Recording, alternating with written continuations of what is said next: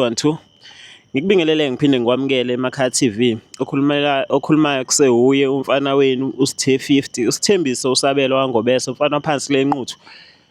Sibuyile bafethu sikwagogo sila sikhuluma khona iy'ndaba zomndeni wala ekhaya la sibeka khona iy'nkinga ila umuntu athola khona ithemba lokuphila ila athola khona umuntu ukuthi iy'nkinga zimxakile ayidinga ukuthi azevuke eyoy'bulala ayidinga iy'nkinga ukuthi azevuke eyobulala umakhelwane iy'nkinga zakhe ayidinga ukuthi azevuke eyobulala lo muntu ey'tshela ukuthi iy'nkinga uyomakhela iy'nkinga noma lo muntu ey'tshela ukuthi uyamthakatha kepha sisekhaya la umuntu akhombisa khona ukuthi uma ngike ngakhuluma ey'ncane iy'nkinga ziyancipha and la ekhaya sidumile siyaziwa ukuthi ingane esize yafika phambi kwenu asiyihluleli asiyijaji kepha siyayibonisa noma sikhuluma. Udaba la namhlanje-ke bafethu luhlukile kuno engijwayele ukuza nalo. Bafethu mhlawumbe nizokhumbula khona ividiyo engisaye ngayiphosta ehambisana nomfowethu owayebaleka eMaputo ngenxa yokuthi inyanga yayifuna ukuthi imjikijele ngemuva ukuze imthwalise. Baningi abanye sengize ngiyahluleka ukubaphendula. Lokho ngizokusho bafethu into ezoshiwo umfowethu akusiyi-advert akusiyi-promo. Abantu abayilandelayo emakhaya bazoyazi ukuthi mhlawumbe inyanga ayisayishutha iyagcina ngokushutha inyanga uZondi naye akathwalisi kuZondi isizathu esenza ukuthi simshuthe. Nawe mhlawumbe uma uyinyanga ufisa ukuthi sikushuthe singakushutha kepha bongathwalisi. Nginesizathu sami engasichaza ngelinye ilanga why ngingabashuthi abantu abathwalisanayo.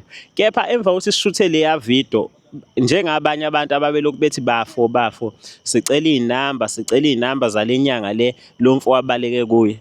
Nginobafo naye la ozosho isitori sakhe angeke ngande kakhulu. Bafo ngikubingelele ngiphinde ngikwamukele eMakhaya TV. Ngiyabonga kakhulu mfethu ukuthi ube nami la ngiyabingelela nakubabukeli mfethu. Mfethu usungibhalela iy'khawu ey'ningi kakhulu ngale ndlela ngagcina ngathi hayi mfethu woza. Ngicela ukuthi leyo nto sithi ngikunike iy'namba owawuyifuna kepha ividiyo sibe siyenzile. Mfethu usiphatheleni ngicela utshele umbukeli ongazi emakhaya yingani sihlezi la.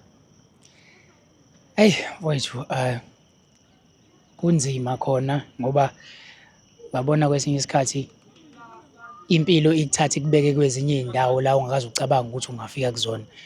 So angeke ngize ngiqambe amanga mfowethu ukuza kwami la angiy'qhenyi ngakho kodwa ngiyibone ngathi anginayo enye i-choice ngaphandle kwalokho. Into engibeke lana kahle kahle mfowethu-ke ile ndaba yokuthi ngake ngabona ividiyo oyiphostile kulokho okudlule uphoste ngomfowethu lana owayefuna ukuthi athole umuthi wokuthi acebe. Kwase kuba ukuthi-ke kunama-consequences akhona okumele ukuthi abhekane nawo angakwazanga yena ukuthi abhekane nawo wase-decide ukuthi uyayeka-ke akasaqhubeki nalolu hambo ayefuna ukulithatha. So manje bafa into engibekela mina ukuthi kahle kahle ngomuntu osey'nikele ngeke ngisho kanjalo ukuthi ngiyayinikela mfowethu ukuthi ngiluthathe mina lolu hambo lwamhlula yena. Ngiyafuna mfowethu ukuthi yabo ngendlela esengihlupheke ngayo njengamanje ngicabanga ukuthi sengizame yonke into ebengingayizama empilweni yami. Angisenayo enye iplani engingathi nginayo njengamanje ngibone ngathi izongisebenzela. So ngicabanga ukuthi mfowethu iyona ndlela le ezongisiza ukuthi ngiphume kulezi nkinga ngikuzona ukuthi mfowethu ungisize ngithole lezi iy'namba futhi engiy'dingayo ukuze ngikwazi ukuthi ngihambe mfowethu ngiye eMaputo ngiyoyithatha le nto yokuphila straight. Ngizokubuza nje mfethu mhlampe usuke wazama ukuthwala before? Ngike ngazama mfowethu ngeke ngize ngiqambe amanga ngike ngazama ngoba hhayi ukuthi into engiyibona manje leyo ukuthi mhlampe sengihlulekile angisazi ngizokwenze njani. Angiqali ukuyibona manje leyo nto ngike ngazama nje ukuyenza before kwasho ukuthi-ke manje-ke ngidibane ney'nyanga mbumbulu zala e-South Africa. Yingakho sengibona ukuthi mhlampe kungangcono uma ngiphumela ngaphandle ngoba sengike ngaphambeka mhlampe kanye kabili kumuntu othi uzongithwalisa kodwa manje kugcine kungenzekanga lokho kugcine sekwenzeka ngenye indlela adla imali yami kodwa umsebenzi ngingawuboni. So yingakho sengidecide ukuthi ngcono-ke ngiphumele ngaphandle mhlawumbe khona ngiluthola usizo. Ngiyakuzwa mfethu. Unazo mhlampe iy'ngane umndeni?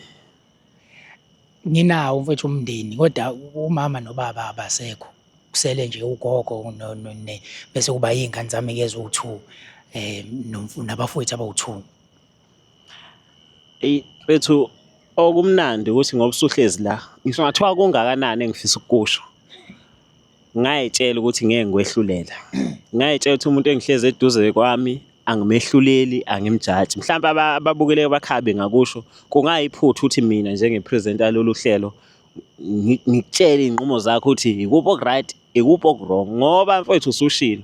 Isizathu sale video mbukeli ukuthi akayedwa uBafo, baningi abanye bayazazi. Angithandi, ngizokusho lokhu mina angithandi. Ngifisa ukuthi noBafo mayile kube ukuthi le video ikhona ufakazi.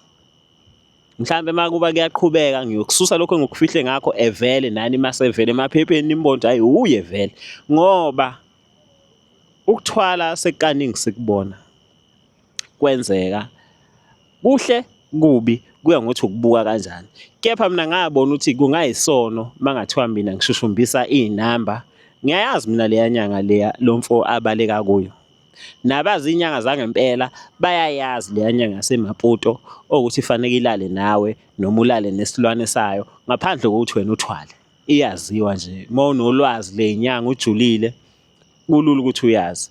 Kodwa mina ngabona ukuthi ku-wrong ukuthi mina njengosithembiso wangobese wasemakhaya TV. La emakhaya TV sihloniphekile sathatha isinqumo sokuthi inyanga ezithwalisanayo asiyifuni. Hayi ukuthi ziyabheda zi-right kodwa khona engikubalekayo ngoba mina ngihlezi ngisho ukuthi nomuntu angumlayeli enyangeni engingayiqondi ngoba angifuni ukuthi umuntu efike emakhaya TV bese esuka lapha eyogaxela. Ngifuna umuntu afonele mina athi ngifuna iy'namba zenyanga ngimnike inyanga ifinde imqole. Ngibona umuntu wayefike kimi esekwenye ishow iMoja Live sengilandwa lapha sekuthiwa wena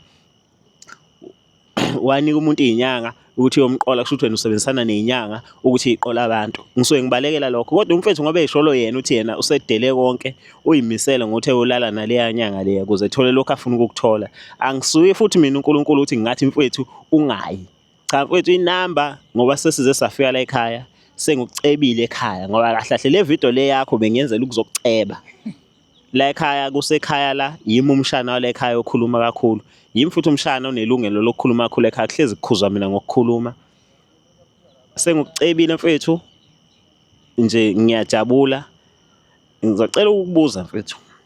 Mangathiwa usulalile nalenyanga ufike ekhaya kushona ingane yakho uzozizwa njani?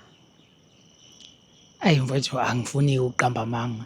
Angicabangi ukuthi iyona into esengiyilungele leyo noma esengiyilungiselele ukuthi ngingabhekana nayo.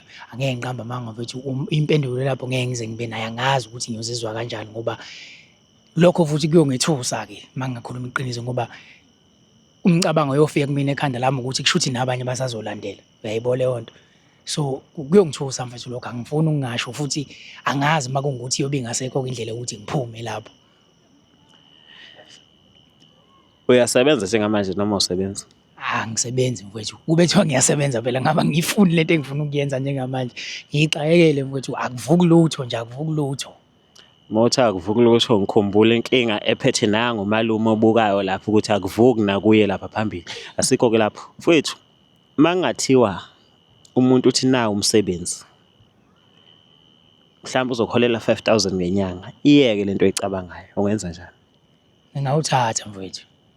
Ngingawuthatha ngoba at least noma ungeke uze uyiqede zonke iy'nkinga zami kodwa ngabe ngcono kukhona amasenti angenayo ngiyazi ukuthi njalo ngenyanga khona engikuphumulayo ngiyakwazi nokufakisa-ke ekhaya leMpumalanga. Mfethu ukuya eMaputo imali, ukuyothwala uzokhokha.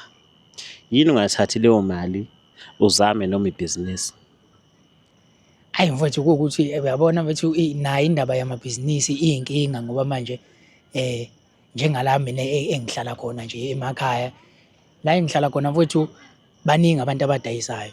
So sekukuningi futhi sengikubonile ngalezo zinto lezo zamabhizinisi bagcina sebewabanga sekuyathakathwana nawo yonke into. Kanti mfethu ngiyazi ukuthi uma kunemali yami engenayo ngendlela yami mina engena ngayo akekho umuntu ongiphazamisa kuleyo nto ngoba bazobe bengazi ukuthi iqhamukaphi. So nje indaba yebhizinisi mfethu hhayi ngibona ngathi iyongithathelela kude impela. Mbukele emakhaya ngiyathemba ukuthi uyizwele. Nje ngizokuphinda lokhu. Inhloso yakule video bengizoceba mina ukuthi nazi bafethu and mhlawumbe omunye uzothi sithi inamba ngayifuna kuqala kungani umnikile lo mfethu lo. Akekho omunye umuntu futhi engisazomnika iy'namba zale nyanga. Ngicathi sengiwakhiphe wonke ama-clue ukuthi ungayithola kanjani. Angeke ngilibize igama layo ngoba ngiyipromote. Kodwa uma ungayicingisisa nawe ungayithola ukuthi iyiphi le nyanga uyiyele nawe. Kodwa engingakuthanda ukuthi ngiyise umuntu kusuke kimi ukuthi ngithi mi hamba enyangeni uyothwala.